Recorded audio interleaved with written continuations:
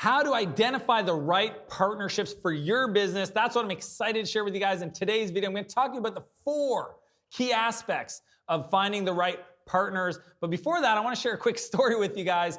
I'm going to tell you, I had probably one of the worst experiences ever partnering with a company. And at first it was all great. I think maybe if you've ever gone through this, that's usually how it starts off. They're great, they're fun, everything's awesome. There's so much strategic alignment and you're like, yay, this is going to be a great partnership.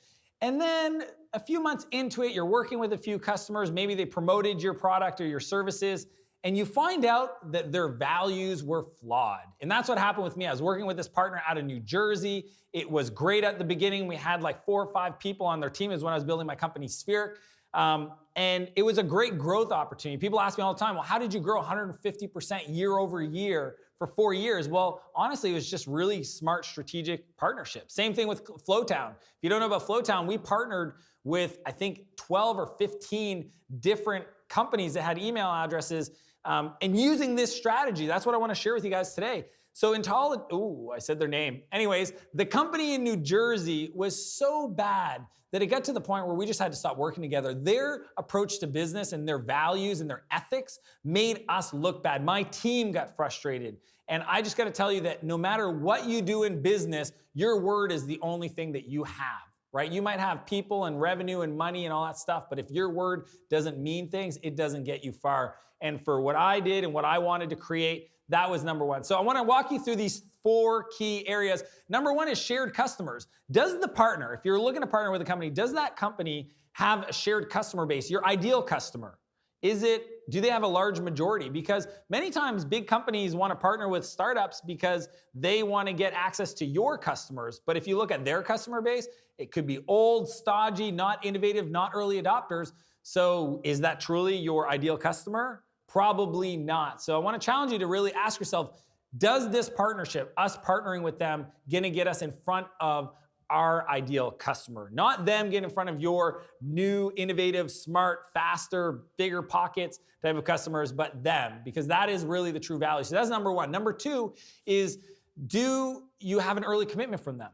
When you're building your startup, it's easy, especially if you're small and they're big, it's easy for you to get excited about the opportunity and start thinking about, oh, if we do this and when this goes off great, it's going to generate so much revenue for us. But the truth is they, as a big company, take a while to make decisions. And at any point, and this has happened to me many times, the person that you're working with could change jobs, could get fired, could get reassigned, and everything you've worked on over the last few months will go south. So what I always suggest to startup founders, as I advise and I've invested in over 30 plus entrepreneurs as an angel investor, I always tell them when they're looking at doing deals, get an early upfront financial commitment from that company, because it's just going to set the expectations, because you're small and fragile as a startup and they're big and established. And if they aren't willing to throw down, $5,000, $10,000 to set that relationship up from the beginning, then you got to really question how valuable they see this potential relationship being long-term. The third area that you got to nail, okay? To me, if you sacrifice this, you can go in for a world of hate, is strategic alignment, specifically around the product roadmap. Right? I don't know if you've ever ran into this, but I've seen entrepreneurs all the time get a call from a big company that wants to use their product, and we want to pay you and we want to partner with you, but it needs to change a few features. For this to really work for us, we need to add, these 2 or 3 different things. And it's totally kind of different than what they've built so far. And if they go down that path, there's potential that the roadmap they've created is going to get delayed, or that they're going to have features, if that partnership doesn't really take off the way you expect it to, those features and code base is something you're going to have to support. So I always suggest to make sure that the alignment of what they need as a partner and where you want to go on your product roadmap are in the same directions, because if they're totally left and right field, you're going to be asking for a world of hurt.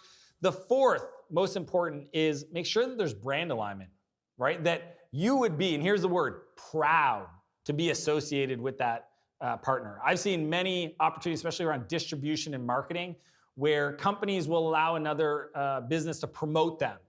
And truthfully, when they ask about that deal, they don't even want to talk about it. It was just like this shady underbelly kind of thing that they did to just try to get the message out there, to get their product used by more people. But there was nothing that they would be proud to run home and say, hey, mom, we just did a deal with this kind of company. And they would be totally ashamed. So make sure that you understand where their brain values and ethics. Like I made the mistake where I should have dug deeper when I did that partnership with a company out of New Jersey, but I didn't. And later on, months of effort and time and my team involvement found out that we were not aligned. So again, I want to quickly review this. The way to make amazing strategic partnerships is a shared customer base, ideal customer, your core customer avatar. Make sure that that partner has that in spades. The other one is an early financial commitment from that partner to make sure that because when you're small, you're gonna put a lot of your eggs in that same basket. And for them, it's one of 100 different things they're doing that year. So make sure that they give you some kind of financial deposit commitment towards that partnership long-term. The third one is strategic alignment on roadmap. So where you're going on your product roadmap, where they wanna go, they're aligned. And then the fourth one is making sure that you'd be proud to have them as a partner. That is my 4 strategies for you to have an amazing partnership. I want to ask you to subscribe to this channel and also share this video. If you know somebody that's about making a big partnership decision, share this video with them. I want to ask you, this is your opportunity to brag a little bit below in the comments. Leave a comment and let me know, what partnership have you done in the past that was just world-class, that it was instrumental in the growth in your business, in the learnings, in all aspects of just what we just talked about. It is an amazing partnership. I want you to take the opportunity to honor them, mention them below in the comments. I want to challenge you guys, as usual, live a bigger life and a bigger business, and I'll see you next Monday.